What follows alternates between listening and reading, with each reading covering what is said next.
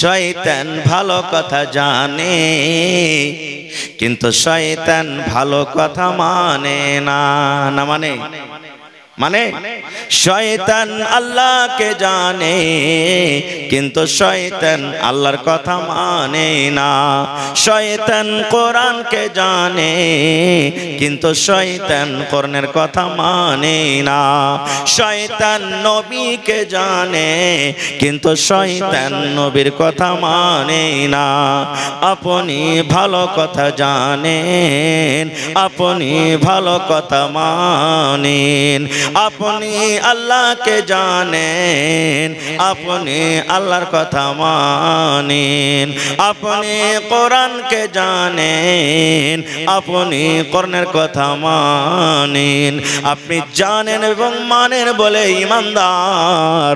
আর শয়তান ভালো কথা জানে কিন্তু মানে না, এই জন্য শয়তান হলো বেঈমান।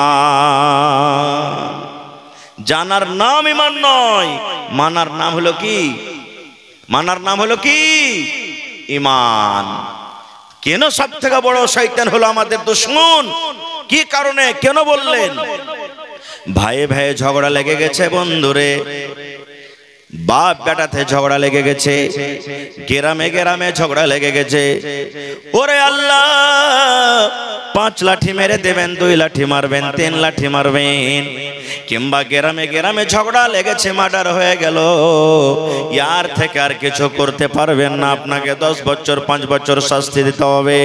কিন্তু বন্ধুরে, শয়তান এত বড় দুশমন, শয়তান এত বড় দুশমন, শয়তান এত বড় শত্রু, শয়তান হলো একটা এত বড় এটম বম, শয়তান হলো এত খতরনাক মানুষের জন্য আল্লাহ রাব্বুল আলামিন 1400 বছর আগে এলান করে দিয়েছেন, ইয়া আইয়ুহাল্লাযীনা আমানু দুখুলু ফিস-সিলমি কাফা ওয়া লা তাত্তাবিউ খুতুওয়াতিশ শাইতান ইন্নাহু লাকুম আদুউম মুবিন। আল্লাহ রাব্বুল আলামিন ঈমানদারকে কত ভালোবাসেন। ওরে আল্লাহ, ঈমানদার যেন জাহান্নামের ভিতরে না চলে যায়, ঈমানদার বান্দা বান্দীরা যেন জাহান্নামের ভিতরে না চলে যায় রে। আল্লাহ ঈমানদার বান্দা বান্দীদেরকে এত ভালোবাসেন, আল্লাহ ঈমানদার বান্দা বান্দীদের প্রতি এত মায়া দয়া দেখান। আল্লাহ রাব্বুল আমিন ঈমানদার বান্দা বান্দীকে ডাক দে বলছেন, ও ঈমানদার বান্দা বান্দী রে, ইসলামের ভিতরে ঢুকে যাও, ইসলামের ভিতরে ঢুকে যাও, ইসলামের ভিতরে পরিপূর্ণ হয়ে যাও। তারপরে আল্লাহ বলছেন, বান্দারে, এই আব্দুল্লাহ, আব্দুর রহমান, খালেদা, জায়েদা, হাবিবা, শুন, ইসলামের ভিতরে ঢুকে যাওয়ার পর ওয়ালা তাত্তাবিউ খুতুওয়াতিশ শাইতান, খবরদার রে, যতদিন দুনিয়াতে বাঁচবি শয়তানের ইত্তেবা করিস না, শয়তানের ইত্তেবা করিস না। শয়তান যে কাজ করতে বলবে শয়তানের কথা তোরা মানবি না। তারপরে আল্লাহ বলছেন, কেন মানবি না, কেন মানবি না, শয়তানের কথা কেন শুনবি না? আল্লাহ বলেন, ইন্নাহু লাকুম আদুউম মুবিন, শয়তান হলো সব থেকে তোমাদের বড় প্রকাশ্য দুশমন। নারে তাকবীর, আল্লাহু আকবার। হয়নি, হবে না, হতে পারে না আমার নবীর সাথে কারো তুলনা, হয়নি, হবে না, হতে পারে না আমার নবীর সাথে কারো তুলনা। হায়রে তুলনা তো দূরের কথা, ছায়াও মিলে না। হয়নি, হবে না, হতে পারে না আমার নবীর সাথে কারো তুলনা, হয়নি, হবে না, হতে পারে না আমার নবীর সাথে কারো তুলনা। সকল নবী রাসূল ছিলেন খোদার দিবানা, দু নয়নে দেখব খোদা ছিল তামান্না। সকল নবী রাসূল ছিলেন আল্লাহর দিবানা, দু নয়নে দেখব আল্লাহ ছিল তামান্না। আরে মোর নবীকে ডেকে নিলেন, আরে মোর নবীকে ডেকে নিলেন, দেখবে রব্বানা। হয়নি, হবে না, হতে পারে পারে না আমার নবীর সাথে কারো তুলনা হয়নি হবে না হতে পারে না আমার নবীর সাথে কারো তুলনা হায়রে তুলনা তো দূরের কথা ছায়াও মিলে না হয়নি হবে না হতে পারে না আমার নবীর সাথে কারো তুলনা ইউসুফকে দেখে যারা আঙ্গুল কেটেছে তারা কি আমার নবীর রূপ দেখেছে ইউসুফকে দেখে যারা আঙ্গুল কেটেছে তারা কি আমার নবীর রূপ দেখেছে আরে দেখতো যদি কেটে দিত আরে দেখতো যদি কেটে দিত কলিজা খানা হয়নি হবে না হতে পারে না আমার নবীর সাথে কারো তুলনা হয়নি হবে না হতে পারে না আমার নবীর সাথে কারো তুলনা যার শানে আল্লাহ তাআলা করলেন ঘোষণা খলকে আযম আমার শাহে মদিনা যার শানে আল্লাহ তাআলা করলেন ঘোষণা খলকে আযম আমার শাহে মদিনা মুসলমানে নবী ছাড়া কিছুই মানে না মুমিনে কোরআন ছাড়া কিছুই বোঝে না হয়নি হবে না হতে পারে না আমার নবীর সাথে কারো তুলনা হয়নি হবে না হতে পারে না আমার নবীর সাথে কারো তুলনা হায়রে তুলনা তো দূরের কথা ছায়াও মিলে না হয়নি হবে না হতে পারে না আমার নবীর সাথে কারো তুলনা নারে তাকবীর তাহলে সব থেকে বড় দুশমন কে জোরে বলেন শয়তান কত দূরে দূরে যায় জানেন আচ্ছা এখানে যতটি লোক আছেন আল্লাহর দয়াতে মোটামুটি 5 ভাগ কইরা 4 ভাগ মানুষের বিয়ে হয়ে গেছে আশা করছি নাকি জি ভাই হানা বলেন বিয়ে হয়ে গেছে কিন্তু দাদুরে বিবির কাছে যে আপনি গেলেন শরীয়তে কথা বলছি এই বিবির কাছে যেতে গেলে যে একটা মন্ত্র পড়তে হবে দোয়া পড়িতে হবে এই দোয়াটা কি আমরা পড়েছি ভাই বেয়াদবি মাফ করবেন ভাই ছেলে হিসেবে বলছি যতটি লোক এখানে বসে আছেন যদি ভাই একটা একটা করে বলি ভাই হে কয়টা ছেলে হলো না তো 5টা হলো কয়টা হলো না তো 10টা হলো কয়টা হলো না তো 18টা হলো কয়টা হলো না তো 3টা হলো ভাই বিবির কাছে যে যেতে হবে নবী বলেছেন একটা দোয়া পড়িতে হবে দোয়াটা একটু বলেন তো কে জানি যে বলে সাহেব জানি না এটাই বলবো 50টা লোক বলতে পারবো কোন রকম 1 মিনিট বাকি গেল আমরা বলতে পারবো না 1 মিনিট ভলেন্টিয়ার হাজরাত তোমরা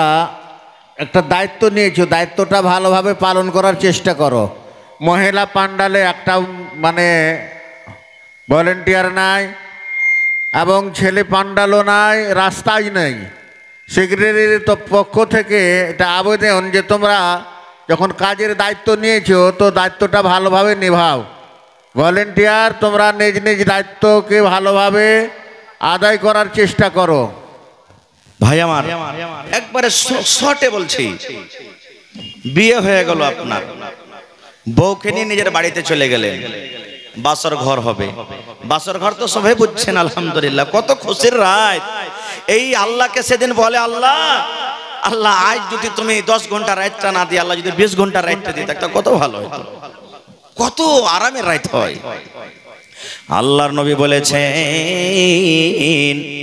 ও আমার উম্মত রে নতুন বউ তোমার ঘরের ভিতরে থাকবে আর তুমি সালাম দিয়ে ঘরের ভিতরে যাবে রে তোমার স্ত্রী তোমার জন্য রেডি হয়ে থাকবে তুমি সালাম দিয়ে ঘরের ভিতরে যাবে এই তোমার স্ত্রীর মাথার উপরে এই কপালের উপরে এই যে চুল রয়েছে 2টা 3টা 4টা 5টা চুল ধরে রে উম্মত তোমাকে একটা এখানে দোয়া পড়িতে হবে বিসমিল্লাহি আল্লাহুম্মা ইন্নী আসআলুকা খাইরাহা ওয়া খাইরা মা জাবালতা আলাইহি ওয়া আউযু বিকা মিন শাররিহা ওয়া শাররি মা জাবালতা আলাইহি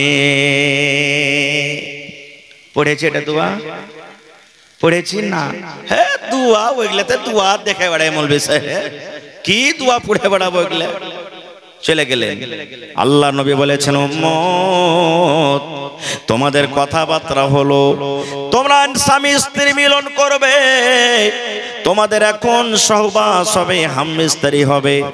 আল্লাহ নবী বলেছেন, উম্মত রে, স্বামী স্ত্রীর হাম্মি স্ত্রীর আগে, তোমরা মিলন করার আগে একটা দোয়া পড়িতে হবে রে উম্মত।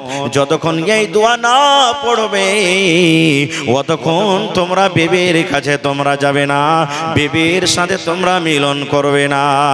বলবেন মাওলানা দোয়াটা কি? আল্লাহ রাসূল বলেছেন, বিসমিল্লাহি আল্লাহুম্মা জান্নিবনা শাইতান ওয়া জান্নিবিশ শাইতানা মা রাযাকতানা। কি দোয়াটা? বিসমিল্লাহি আল্লাহুম্মা জান্নিবনা শাইতান ওয়া জান্নিবিশ শাইতানা মা রাযাকতানা।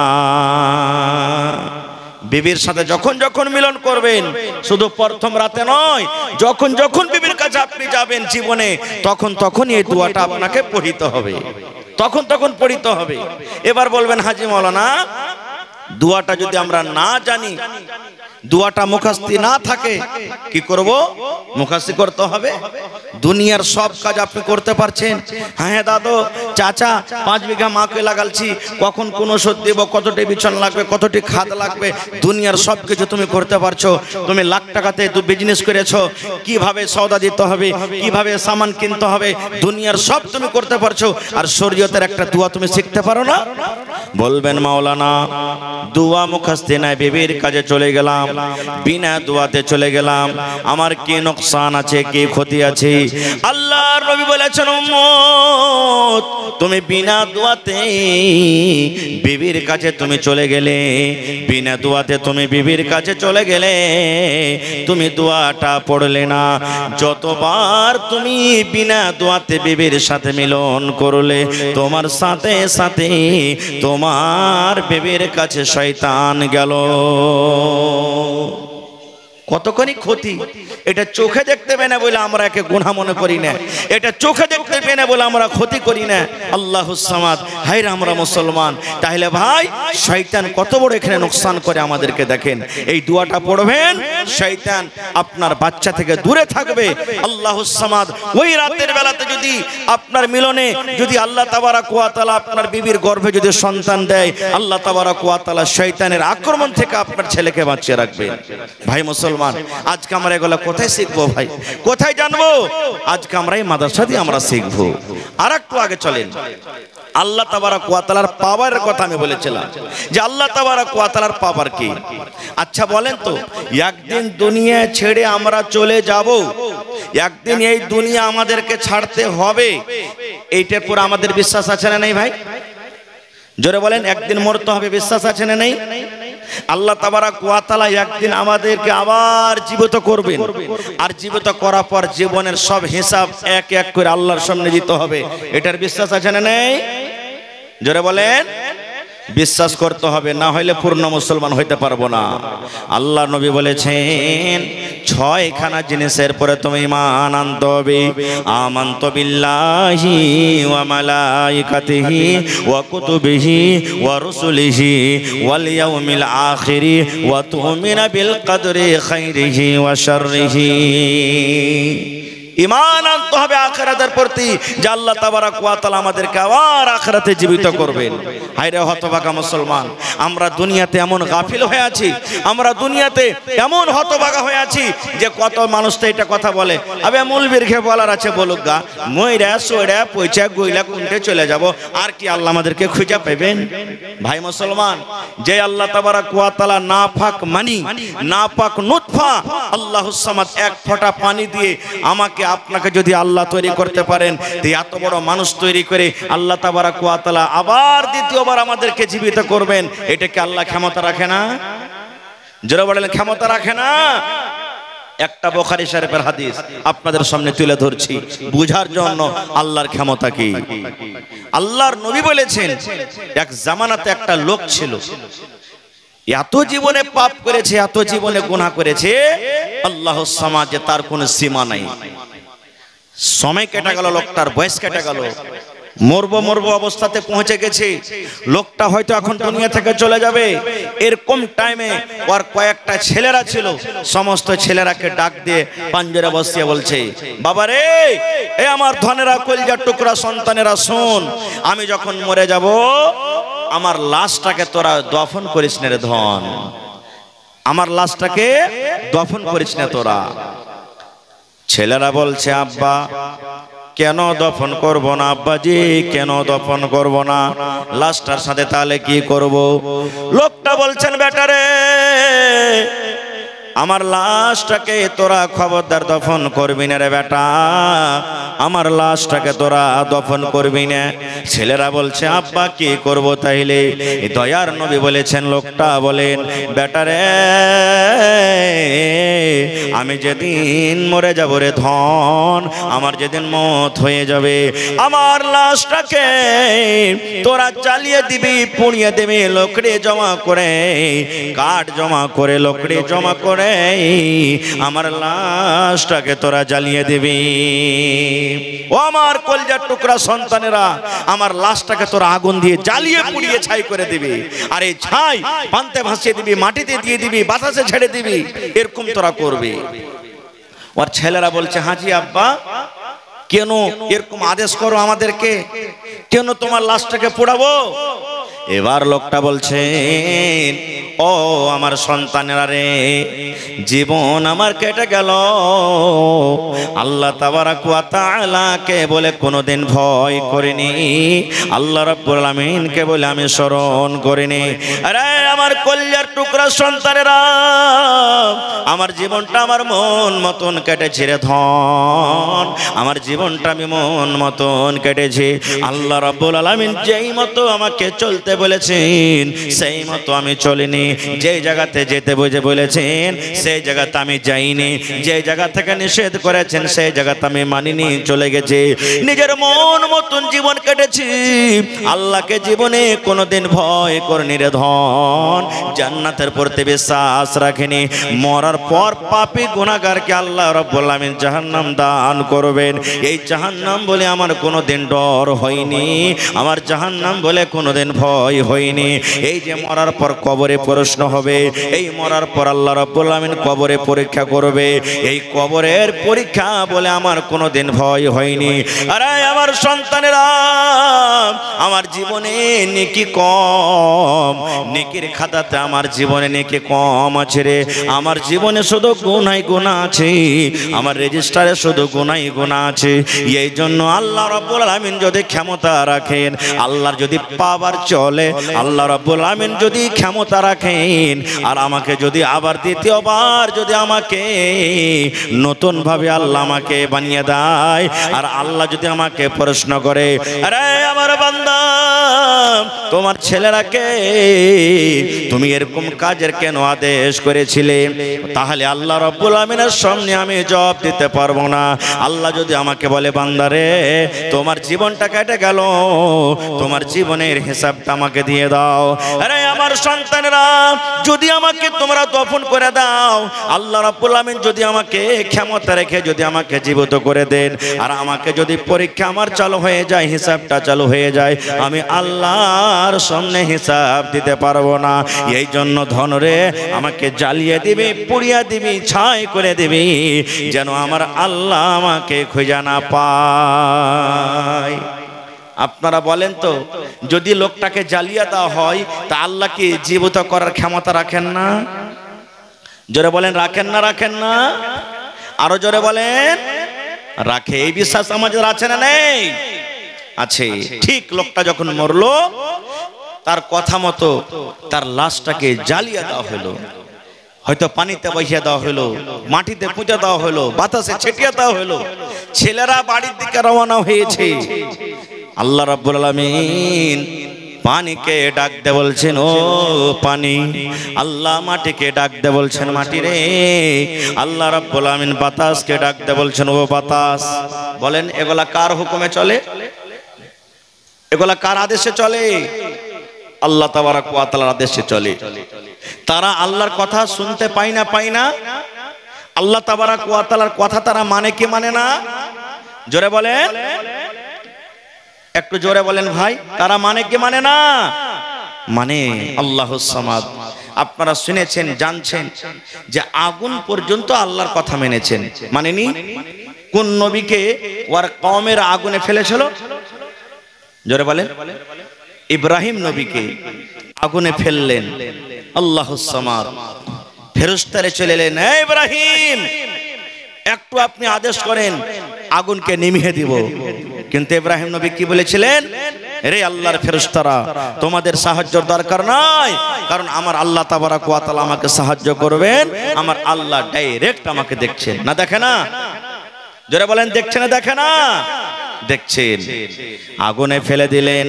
আল্লাহ রাব্বুল আলামিন আগুনকে ডাক দিয়ে বলছেন, ইয়া নারু কুনি বারদান ওয়া সালামান আলা ইব্রাহিম। আল্লাহ রাব্বুল আলামিন আগুনকে ডাক দিয়ে বললেন, এই আগুন, তুমি ঠান্ডা হয়ে যাও। আগুন রে, তুমি ঠান্ডা হয়ে যাও। কেমন ঠান্ডা হয়ে যাও? সালামান, সালামাতের সাথে। ওরে সুবহানাল্লাহ, কেমন সালামাত!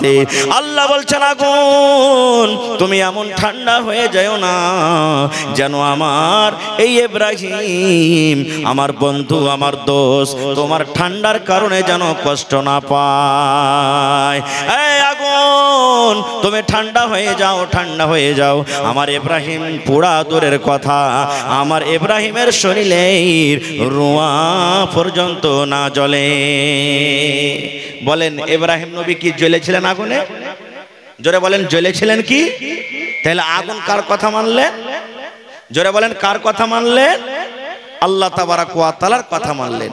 আরে আগুন তো আগুন। ওরে আল্লাহ, একটা বুখারী শরীফের আরো মজার ঘটনা আপনাদেরকে শোনাই। আমার শাইখে মুহতারাম চলে এসেছেন, আল্লাহুস সামাদ। আল্লাহর নবী মদিনাতে মসজিদে নববীতে খুতবা দিচ্ছেন। আজকে জুমার দিনে খুতবা হয় না? জোরে বলেন, খুতবা হয় কি হয় না? হয়।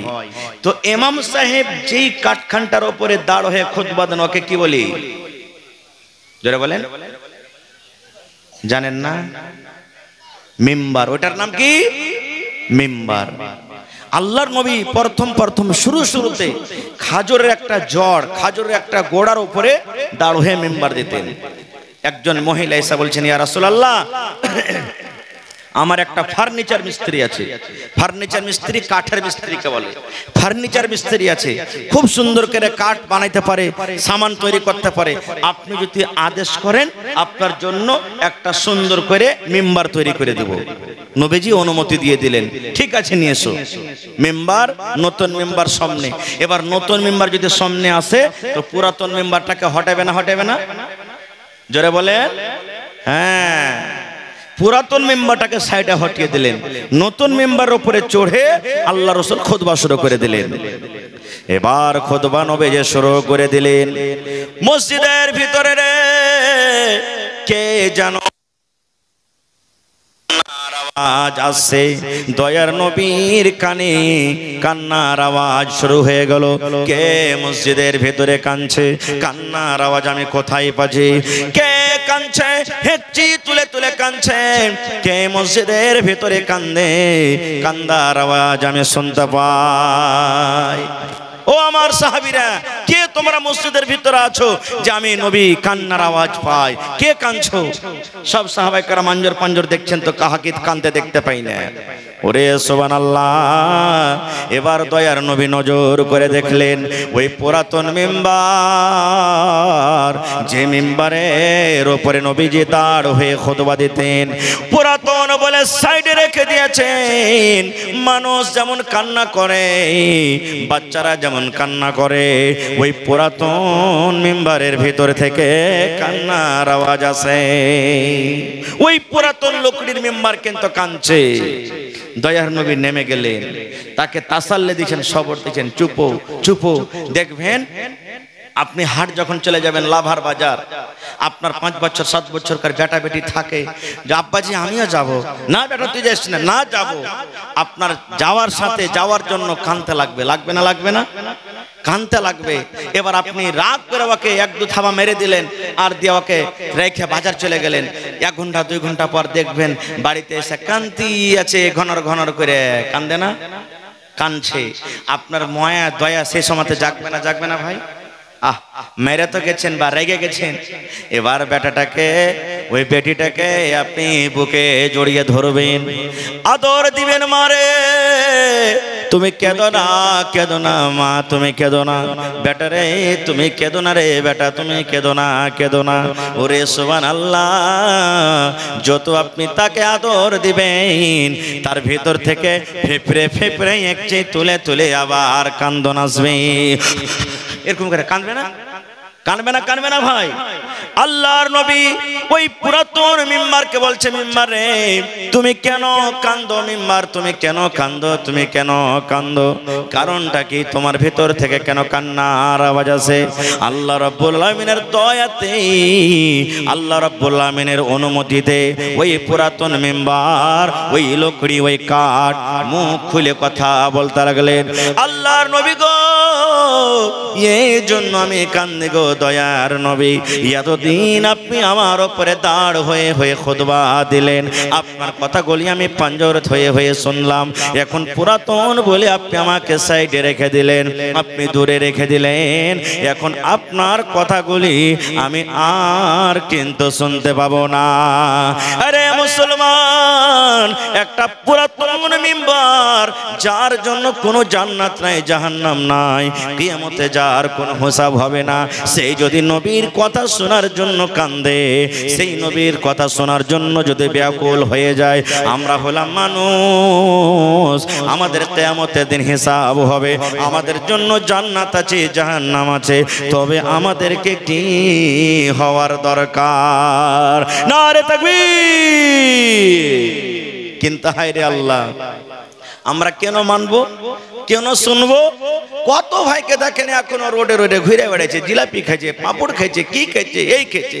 আপনারা বলবেন হ্যাঁ যে মাওলানা লোকরির মেম্বার কি কথা বলতে পারে? জি, আল্লাহর তো এটাই হলো পাওয়ার, আল্লাহ যা করেন, যা ইচ্ছা তাই করতে পারেন। আল্লাহর কাছে কোনো জিনিসের কমি আছে ভাই? বলেন কমি আছে কি? আল্লাহ তাবারাক ওয়া তাআলার কাছে কোনো জিনিসের কমি নাই। এই যে আজকে আমরা মুখ দিয়ে কথা বলি, কি দিয়ে কথা বলি? মুখ দিয়ে কথা বলি। আল্লাহ তাবারাক ওয়া তাআলা কিয়ামতের দিন সূরা ইয়াসিনে বলছেন, আল-ইয়াওমা নাখতিমু আলা আফওয়াহিহিম ওয়া তুকাল্লিমুনা আইদিহিম ওয়া তাশহাদু আরজুলুহুম বিমা কানু ইয়াকসিবুন। আচ্ছা বলেন তো, আপনার বাড়িতে একটা গাই আছে আর ওর বাচ্চা আছে 1-2 মাসের, বাচ্চা যেন দুধ না খাইলে ছুটে, তখন ওর মুখে আমরা কি দিই? এটা টুনি বলি আমরা, আপনারা কি বলেন? টুনি বলেন নাকি?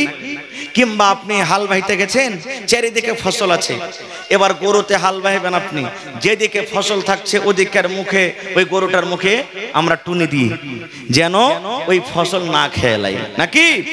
ওরে সুবহানাল্লাহ, আল্লাহ তাবারাক ওয়া তাআলা কিয়ামতের দিন এই মানুষকে সওয়াল করবে, প্রশ্ন করবে, হিসাবের কাঠ ঘরাতে আল্লাহ দাঁড় করাইয়া দেবেন। মানুষ যেন মুখে মিথ্যা কথা না বলতে পারে, মানুষের কাজ হলো মিথ্যা কথা, মিথ্যা কথা বলবে।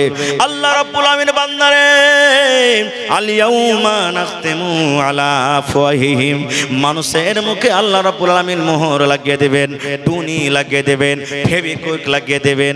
ওরে সুবহানাল্লাহ, বলবেন মাওলানা মানুষের মুখে যদি মানুষ আল্লাহ টুনি লাগিয়ে দেয়, মানুষের মুখে যদি মোহর লাগিয়ে দেয়, মানুষের মুখ যদি বন্ধ হয়ে যায়, কথা কেমন করে বলবে? আল্লাহ তাবারাক ওয়া তাআলা হাতকে বলবে, হাত রে বল, বল রে হাত তুই বল, দুনিয়াতে আমি তোকে ক্ষমতা দেনি, শক্তি দেনি রে হাত, যে তুই দুনিয়াতে কথা বলবি। আজকে আমি আল্লাহ আদেশ করি, অর্ডার করি, হাত তুই আমার সামনে কথা বল, হাত বল। এবার হাত জীবনের সব কিছু বলে দিবে, পটপট পটপট করে হাত বলবে, ওয়া তাশহাদু আরজুলুহুম, পা গাওয়া দিয়ে দিবে। আল্লাহ হাত যা বলছে সত্য বলছে, আল্লাহ হাত যা বলছে সত্য বলছে, আল্লাহ হাত যা বলছে সত্য বলছে। বিমা কানু ইয়াকসিবুন, যা কিছু দুনিয়াতে করব হবে সব হাত পা গাওয়া দিয়ে দিবে। তাহলে ভাই আল্লাহর পাওয়ার দেখেন, মুখ দূরের কথা, কিয়ামতের দিন হাত পাও আল্লাহর সামনে, জোরে বলেন কথা বলবে। ভাই মুসলমান, তাহলে আল্লাহ তাবারাক ওয়া তাআলা এই পৃথিবীতে আল্লাহ তাবারাক ওয়া তাআলা নিজের পাওয়ার, নিজের মার্তবা, নিজের বড়াই অনেক দিয়ে গেছেন। তার মধ্যে এই যে আমরা দেখতে পাই, মাশাআল্লাহ ভাই আমার, আল্লাহ তাবারাক ওয়া তাআলা 4 প্রকারে মানুষকে তৈরি করেছেন। কয় প্রকারে? 4 প্রকারে আল্লাহ তাবারাক ওয়া তাআলা একজন মানুষ তৈরি করেছেন যার মাও নাই, বাপও নাই। তার নাম কি বলেন? আদম আলাইহিস সালাম। আল্লাহ তাবারাক ওয়া তাআলা একজন মানুষ তৈরি করেছেন, আল্লাহুস সামাদ। এই পুরুষ হযরত আদম আলাইহিস সালামের রিড়ের টেঁড়া হাড্ডি থেকে আল্লাহ তাবারাক ওয়া তাআলা মা হাওয়াকে তৈরি করেছেন। আল্লাহুস সামাদ। 2 প্রকার হলো, একজনের মাও নাই, বাপও নাই, আর একজনের ধরেন যে বাপ আছে তো মা নাই। 3 নম্বরে আল্লাহ তাবারাক ওয়া তাআলা মানুষ তৈরি করেছেন মাও আছে, বাবাও আছে, যেমন হলাম আমরা। আল্লাহ তাবারাক ওয়া তাআলা একজন মানুষকে তৈরি করেছেন যার বাপ নাই কিন্তু মা আছে শুধু। মার পেট থেকে দুনিয়াতে এসেছেন, মা আছেন কিন্তু আব্বা নাই। বলবেন হ্যাঁ, এটা কেমন কথা? বিনা বাপে কি সন্তান হয়? জি, এটাই তো আল্লাহর ক্ষমতা, এটাই তো আল্লাহর পাওয়ার। আল্লাহ তাবারাক ওয়া তাআলা যা ইচ্ছা করেন সবকিছু হয়। কেমন করে হলো? হযরত আদম আলাইহিস সালাম কেমন করে জন্ম নিলেন? আল্লাহ তাআলা তাকে তৈরি করলেন। মা হাওয়া কেমন হয়ে আল্লাহ তাবারাক ওয়া তাআলা মা হাওয়াকে জন্ম দিলেন? আজকে আমরা এই ছেলে মেয়ে যে দুনিয়াতে এসেছি, আসবে, স্বামী স্ত্রীর মিলনে কিভাবে হয়? আল্লাহুস সামাদ। এই যে দুনিয়াতে বিনা বাপে শুধু মা আছে, যার নাম হলো ঈসা আলাইহিস সালাম। সেই ঈসা নবী দুনিয়াতে কিভাবে এলেন, কেমন ভাবে আল্লাহ তাবারাক ওয়া তাআলা নিজের পাওয়ার, নিজের মার্তবা, আল্লাহ নিজের কুদরত দিয়ে তাকে বানালেন। যদি সময় পাই আবার কোনোদিন বলবো ভাই মুসলমান। তবে আল্লাহ তাবারাক ওয়া তাআলা হলেন এক। আল্লাহ তাবারাক ওয়া তাআলা জান্নাত জাহান্নাম সত্য, সবথেকে বড় দুশমন হলো আমাদের শয়তান। আর আল্লাহ তাবারাক ওয়া তাআলা বলছেন যে তোমাদের জন্য শয়তান হলো প্রকাশ্য খোলা দুশমন। এই জন্য তোমরা ওই দুশমন থেকে তোমরা বেঁচে থাকো, দূরে থাকো। যা বলবে সেটা করিও না, ওর পথে তোমরা চলিও না, ওর কথা তোমরা মানিও না। যে কাজ করার আদেশ করবে ওর কথা তোমরা খবরদার জীবনে কিন্তু শুনিও না। ভাই মুসলমান, তবে আল্লাহ তাবারাক ওয়া তাআলাকে জানতে গেলে, আল্লাহ তাবারাক ওয়া তাআলাকে মানতে গেলে, আল্লাহর নবীকে জানতে গেলে মাদ্রাসার দরকার আছে। মাদ্রাসার দরকার নেই? আরো একটা কথা এখানে পয়েন্টের কথা বলে দিই। মক্কা নগরে আমার নবী, আপনার নবী জন্ম নিয়েছেন। নবীজি যখন জন্মলেন ওই টাইমে, ওই সময়তে মক্কার অবস্থা এমন, পৃথিবীতে কোনো এমন পাপ, কোনো এমন গুনাহ ছিল না যে মক্কার মানুষরা করত না। চুরি করত, ডাকাতি করত, জেনা ব্যভিচার করত, গুন্ডাগারি করত, মিথ্যা কথা বলতো, তারপরে মেয়েকে জমিনে দফন করে দিত। এরকম দুনিয়াতে কোনো এমন যে গুনাহটা এখন চলছে, হচ্ছে, কোনো এমন গুনাহ ছিল না যে মক্কাতে হতো না। নবীজি কে আল্লাহ তাবারাক ওয়া তাআলা নবী করলেন 40 বছরে। কোরআনে কয়টা সূরা আছে ভাই? কত আছে সূরা? কোরআনে নামাজের কথা আছে, রোজার কথা আছে, হজের কথা আছে, যাকাতের কথা আছে, শরাবের কথা আছে, সুদের কথা আছে, হালাল হারাম সব কিছুর কথা আছে। কিন্তু আল্লাহ তাবারাক ওয়া তাআলা সর্বপ্রথম নবীকে কথা বললেন না। ও আমার নবী, মক্কার মানুষেরা চুরি করে, এর জন্য আপনি তারাকে চুরি করতে নিষেধ করেন।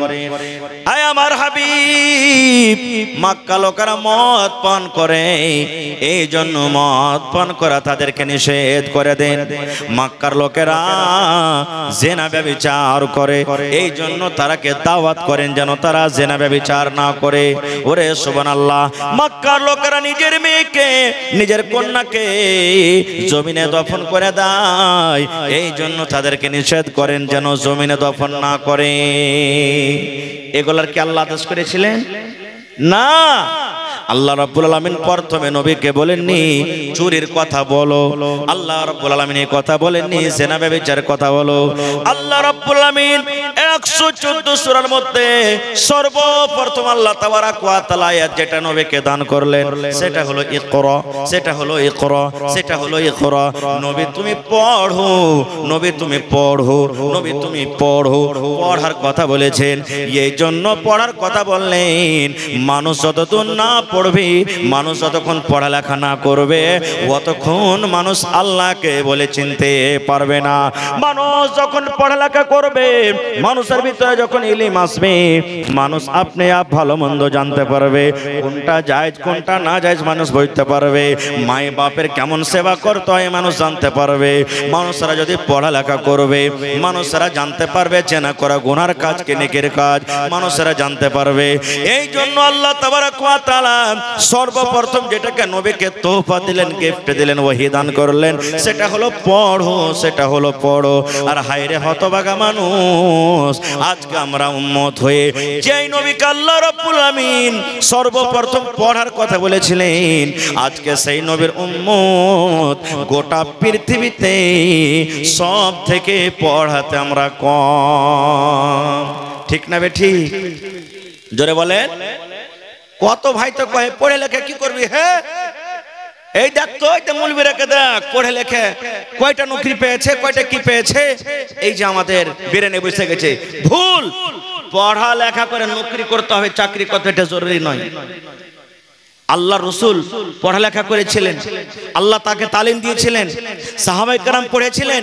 আর পড়ার মান তারা কত বুঝতেন জানেন? বুখারী শরীফের একটা খুব বড় লম্বা হাদিস আছে, হাদিসের একটু টুকরো আপনাদের সামনে বলছি।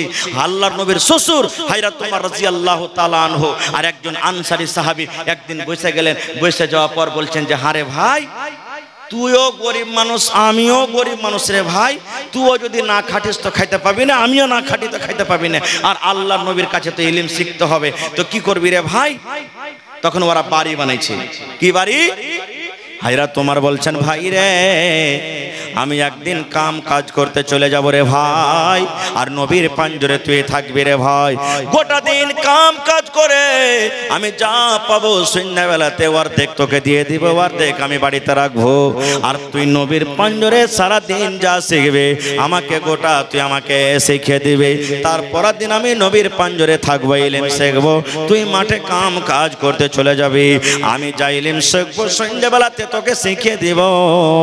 আর তুই কাজ করে যা পাবি আমার ছেলে মেয়ের জন্য হাফ, আর তোর ছেলে মেয়ের জন্য হাফ করে তুই বাড়িতে রাখবি। এটা হলো কি?